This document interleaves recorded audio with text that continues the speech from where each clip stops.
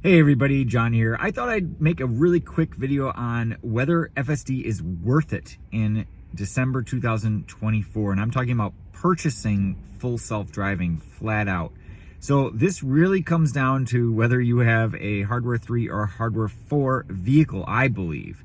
Because if you have a hardware 4 vehicle, you are going to be getting a lot more frequent updates. You're going to be on the latest and greatest, and it's going to be a better experience overall, I would say. So definitely if you have a newer model and you can look at the cameras on your car, if they have a little red tint to them, then you have an AI4 car. You're not going to find AI4 printed in the system settings or anything. You're not going to see any information inside of there. But whether it's worth it or not, I highly recommend trying it out. You can subscribe to Full Self-Driving for 1 month for $99. And you have to ask yourself, does it help me on a daily basis? As you're driving around, do you get any utility out of it? Does it reduce your stress? Does it increase your safety? You have to ask yourself those questions.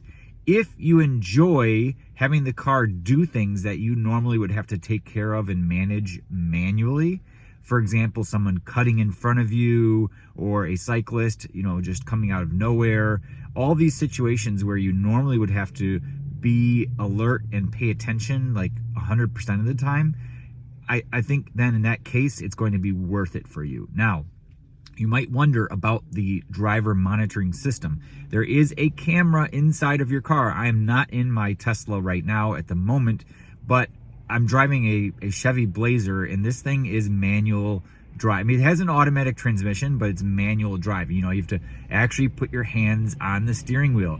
I'm one of those rare Tesla owners that shifts between driving a gas car and then driving an electric car. So my Tesla used to be my daily driver, but for my job, I drive around a Chevy Blazer. And I will say that self-driving is something I crave to use on a regular basis. Once you get used to it, there's no going back. The safety level is better. It's also a lot more fun to use. And getting back to that camera, a lot of people are worried or paranoid that that's going to be monitoring their every move. And while that is true, while it does help to make sure that you are alert and paying attention, there are ways for you to pay attention and also do other things in the car. Like, for example, looking around a little bit at the scenery. That's a nice added benefit, not having to worry about keeping your eyes on the road 100% of the time.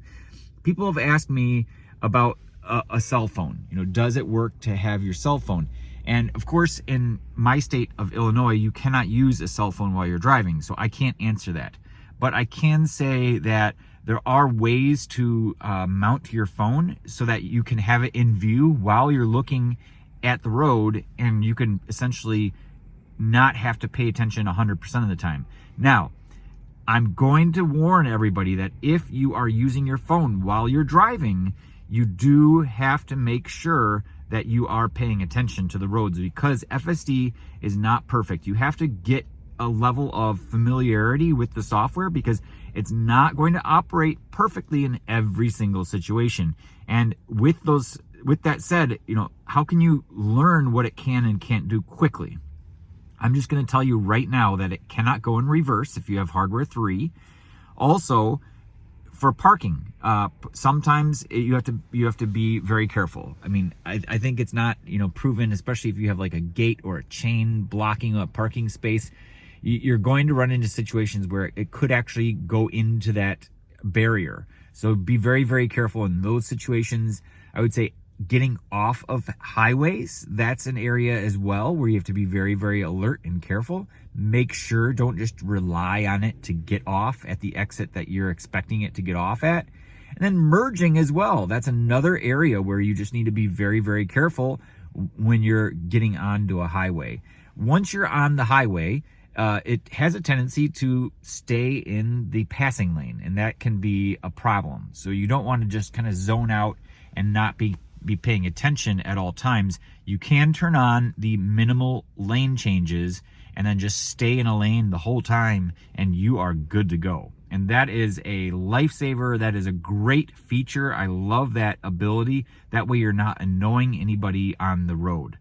The last thing I'm going to say is that on city streets, you have to be alert pretty much all the time anyway, just because there's so much stuff going on. You never know with someone parking, on the side of the road, the traffic lights.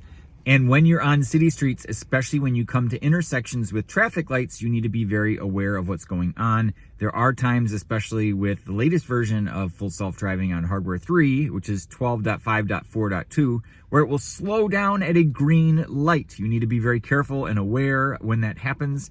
And then also, just every so often you run into tricky situations where it might try to turn right and it says no right on red or something like that. No right turns or something. It cannot read signs today. So there are little tiny things that you need to kind of learn and become familiar with. But if you're asking yourself, is it worth it to buy full self-driving in 2024, going into 2025, my answer is test it out and find out for yourself. Everybody is different. Thanks for watching. See you guys in the next one.